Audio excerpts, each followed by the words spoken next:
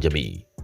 Linaanza na habari kubwa inayosema ripoti maalum, stendi inavyotafuna mamilioni yageuka kichaka cha miaka.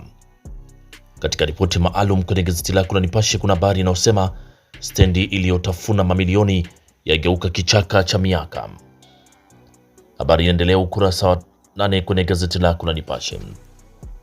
Lakini aliyefungwa miaka 30 kumnajisi mtoto wa bosi yaachiwa. Aliyefungwa miaka 30 kumnajisi mtoto wa bosi yaachiwa.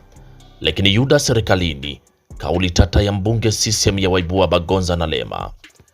Yuda serikalini, kauli tata ya mbunge CCM ya waibua Bagonza na Lema. Yazua taharuki dhoruba kisiasa ikifichua hofu ya mbio za uraisi katika uchaguzi mkuu wa 2030.